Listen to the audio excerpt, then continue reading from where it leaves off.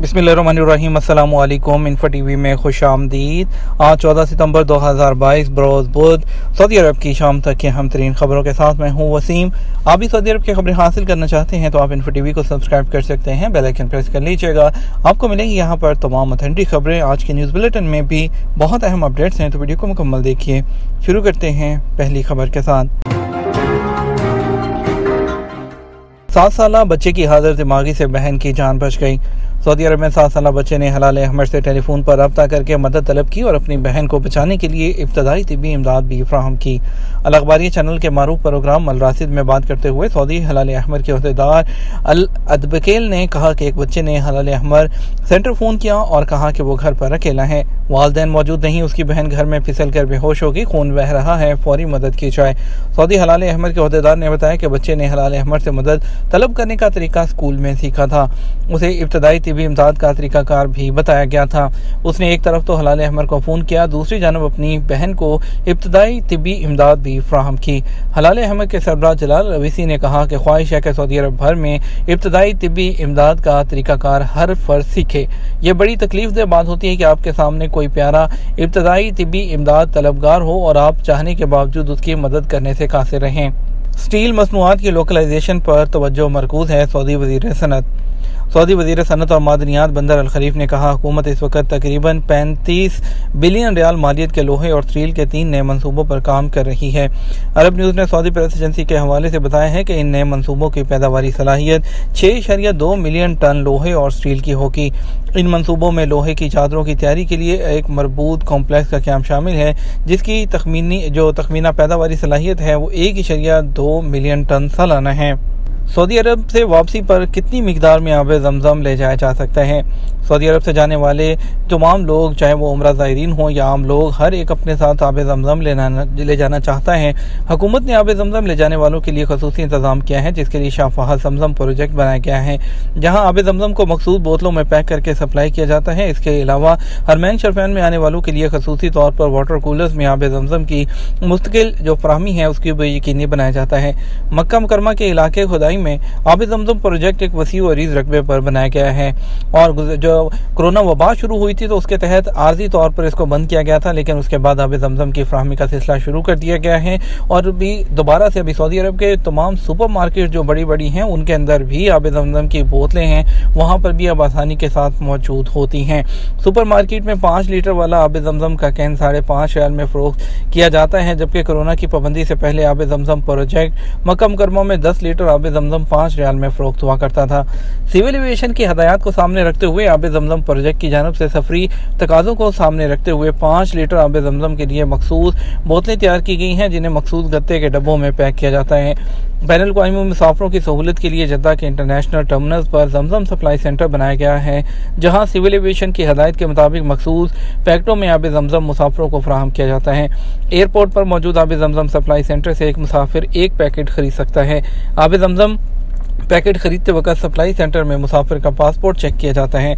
Civil aviation है उसके मंजूर शुदा कवायद के तहत हवाई अड्डों पर बने आब ज़मज़म सप्लाई सेंटर में 5 लीटर का 1 पैक मुसाफिर को ले जाने की इजाज़त होती है, उसके अलावा जो है दूसरा इजाज़त नहीं होती है। आब ज़मज़म सामान या बक्सों में पैक करके ले जाने की इजाज़त नहीं है। इस हवाले से सऊदी अरब की कौमी एयरलाइन का कहना है कि एक मुसाफिर के लिए 5 लीटर वाले कैन को मुफ्त ले जाने की इजाज़त है। सऊदी शायर को झूठे दावे ने जेल पहुंचा दिया। स्नैपचैट स्टार सऊदी शायर को स्नैपचैट की एक मरूफ शख्सियत वलीद अल दवास के खिलाफ दावा दायर करना महंगा पड़ गया। झूठे दावे ने उसे जेल पहुंचा दिया। अदल वेबसाइट के मुताबिक सऊदी शायर ने दावे में खुद को बदनाम करने और समाज में उसकी हैसियत को नुकसान पहुंचाने पर मुआवजे का मुतालबा किया था। बुरेदा फौजदारी अदालत ने दावा मुस्तरद करते हुए झूठे दावे पर कैद की सजा सुना दी। सऊदी अरब में दावा कानून की दफ़ा 3 के मुताबिक अगर कोई शख्स किसी के खिलाफ झूठा दावा दायर करे और अपने हरीफ को नुकसान पहुंचाने के लिए गलत बयानी से काम ले और उसे पता हो कि वो अपने दावे में हक बजानब नहीं, तो ऐसी सूरत में झूठे दावेदार को कैद की सजा दी जाती है। अदालत ने अपने फैसले में यह भी कहा कि दावे के हक में जिन बातों का जिक्र किया गया वो दुरुस्त नहीं, जबकि वलीद अल दवास ने भी उसकी तरदीद की थी। यूएई में खातून के लिए पूरा साल मुफ्त फ़ज़ाई सफ़र की खुशखबरी। यूएई में खुशकिस्मत खातून मुसाफिर ने पूरे साल के लिए मुफ्त फ़ज़ाई सफ़र के लामहदूद टिकट जीत लिए। खलीज टाइम्स के मुताबिक एक खातून मुसाफिर को उस वक्त लाइफ टाइम सरप्राइज मिला जब वो अबू धाबी के अड्डे पर तिबलिसी के लिए रवाना होने वाली अपनी फ़्लाइट 3L714 के लिए चेक इन कर रही थी। इस मौका पर मुसाफिर को एयरलाइन और हवाई अड्डे के अमले ने खुशामदीद कहा, क्योंकि वो एयर अरेबिया की 10 लाखवीं मुसाफिर थी, जिसकी बिना पर एयरलाइन ने खातून को एक साल के लिए अपनी पसंद की किसी भी मंजिल के लिए लामहदूद तादाद में मुफ्त रिटर्न टिकट की पेशकश कर दी। बताया गया है कि कम लागत वाले कैरियर ने 8000 से ज़्यादा फ्लाइट्स में 10 लाख मुसाफरों को अबू धाबी इंटरनेशनल एयरपोर्ट से उनकी 25 मंजिलों तक पहुंचाया। इस हवाले से अबू धाबी एयरपोर्ट के मैनेजिंग डायरेक्टर ने कहा कि एयर अरेबिया अबू धाबी ने मुख्तसर वक्त में गैर मामूली कारकर्दगी का मुजाहिरा किया, जिससे कम लागत वाले यानी कि कम कीमत वाले सफ़र की बढ़ती हुई तलब की निशानदेही होती है।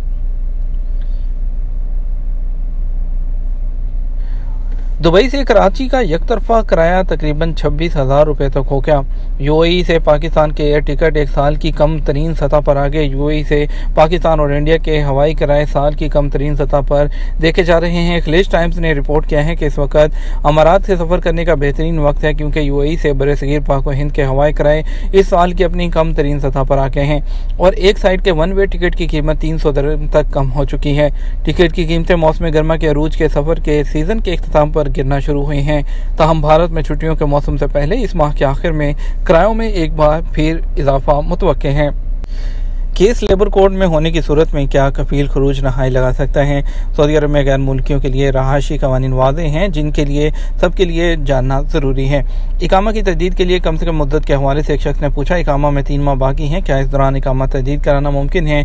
घरेलू कारकुन जो होते हैं कानूनी तौर पर इकामा तजदीद उनकी 14 माह पहले भी कराई जा सकती है, और जो कमर्शियल कारकुन होते हैं अगर उनके इकामा की मुद्दत में 6 महीने बाकी हों और उनका वर्क परमिट और इंश्योरेंस वैलिड हो तो वो ज़्यादा से ज़्यादा 6 माह पहले जो है वो तजदीद कराया जा सकता है। और इसी तरह एक सवाल किया गया है कि लेबर कोर्ट में कफील के खिलाफ मुकदमा दायर होने की सूरत में क्या कफील खरूज नहाई लगा सकता है? जवादात का कहना था खरूज नहाई वीज़े की मुद्दत 60 दिन होती है। इस दौरान सफ़र करना लाजमी होता है। जहाँ तक लेबर मामलात में इख्तलाफ होने का सवाल है तो इस बारे में वजारत मेहनत अफरादी कुव्वत की लेबर कोर्ट से रजू करना बेहतर होगा। वाज़ेह रहे अगर किसी गैर मुल्की कारकुन का कफील से झगड़ा है और उसने लेबर कोर्ट में मुकदमा दायर किया है तो इस सूरत में कारकुन को चाहिए कि वो कोर्ट के जरिए महकमा पासपोर्ट को जवादात को तहरीरी तौर पर मुतनब्बे कराए कि कारकुन का केस दायर है। उसका खरूज नहाई उस वक्त तक ना लगाया जाए जब तक केस का फैसला नहीं हो जाता। ऐसा करने पर कारकुन के हकूक महफूज हो जाते हैं और जवाजात भी वजारत अफरादी कुव्वत की जानिब से मिलने वाली हदायत पर अमल करती है। ये था हमारा अब तक का न्यूज़ बुलेटिन। आप मज़ीद और अहम खबरों के लिए हमारा जो है वो रात 12 बजे का न्यूज़ बुलेटिन देख सकते हैं। इसके साथ हम आपसे इजाज़त चाहेंगे। इससे पहले वीडियो को लाइक और शेयर करना मत भूलिएगा। आपके कीमती वक्त का शुक्रिया। अपना ख्याल रखिएगा। अस्सलामु अलैकुम।